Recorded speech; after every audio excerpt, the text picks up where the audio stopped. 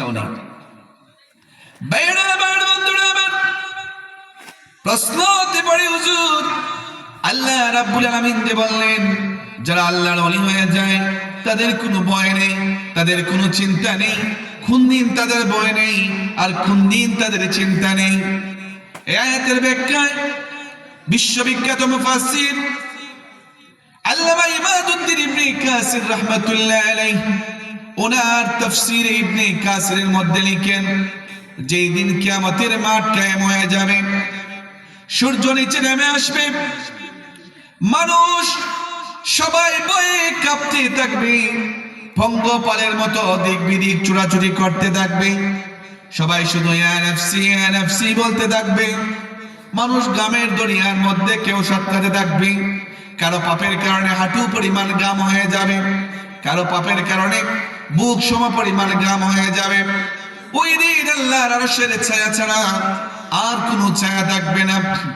আল্লাহর হাবিব বলেন, ওই কঠিন দিনে হাসরের ময়দানে যেদিন সবাই শুধু ইয়া নাফসি করবে, কেউ কাউকে চিনবে না, মা তার মেয়েকে চিনবে না, বাবা তার সন্তানকে চিনবে না।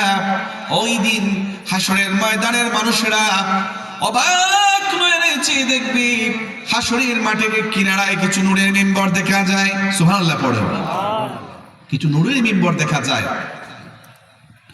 আল্লামা ইমাদউদ্দিন ইবনে কাসির রাহমাতুল্লাহ আলাইহি লিখেন, উজুব নূরুন আলা মানাবির মিন নূর, নূরের মিম্বরের মধ্যে কিছু নূরানি মানুষ বসে থাকবে, যাদের চেহারা থেকে আল্লাহর নূর বের হবে, তাদের কোনো ভয় থাকবে না, তাদের কোনো চিন্তা থাকবে না।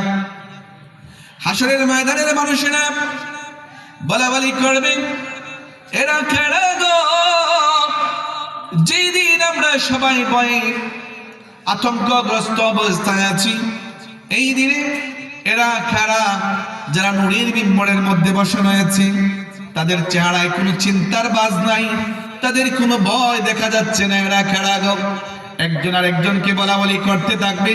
ঠিক এই মুহূর্তে আল্লাহর ফেরেশতারা হাসরের ময়দানের মানুষদেরকে ডাক দিয়ে বলবে, ও আল্লাহর বান্দারা, তোমরা যখন দুনিয়ায় ছিলে তোমরা কি আল্লাহর ওলিদের কথা শোনো নাই? কোরআনে কি আল্লাহর ওলিদের কথা বর্ণনা করা হয় নাই? কোন আলিম উলামা কি আল্লাহর ওলিদের সোহবত গ্রহণ করার জন্য তোমাদের দাওয়াত দেয় নাই? তখন এই হাসরের মাটির মানুষেরা তারা কেঁদে দিবে, বলবে, হা হা, আমরা কোরআনে আল্লাহর ওলিদের কথা শুনেছিলাম, উলামায়ে কেরামরা আমাদেরকে আল্লাহর ওলিদের সোহবত গ্রহণ করার জন্য দাওয়াত দিয়েছিলেন, কিন্তু আমরা তো কখনো তাদের কাছে যাই নাই। এই ফেরেশতারা তখন বলবে, তোমরা যারা আল্লাহর ওলিদের কথা শুনেছিলে কিন্তু ওলিদের সোহবত গ্রহণ করা নাই, আজকে যাদেরকে নূরের মিম্বরে বসা দেখতেছ আর যাদের চেহারা থেকে আল্লাহর নূর বের হচ্ছে না, আর কেউ নন, এরাই হলেন আল্লাহর আউলিয়ায়ে কেরাম। জোরে বলুন না সুবহানাল্লাহ। ভাইরা আমার, বন্ধুরা আমার, আল্লাহর ওলিদের পাওয়ার আসরা নাই, ক্ষমতা দিয়েছেন কে? আল্লাহ। আল্লাহর ওলি হওয়ার জন্য প্রধানত দুইটা শর্ত। নবুয়তের দরজা বন্ধ হয়ে গেছে, আল্লাহর হাবিব মুহাম্মদুর রাসূলুল্লাহ সাল্লাল্লাহু আলাইহি ওয়াসাল্লাম দুনিয়া আগমনের মাধ্যমে নবুয়ত এবং রিসালাতের দরজা কিয়ামত তক বন্ধ হয়ে গেছে, কিন্তু আউলিয়া ইকরামের দরজা, ভেলায়াতের দরজা কিয়ামত পর্যন্ত খোলা আছে। বলুন না সুবহানাল্লাহ। আল্লাহ রাব্বুল আলামিন এই আয়াতের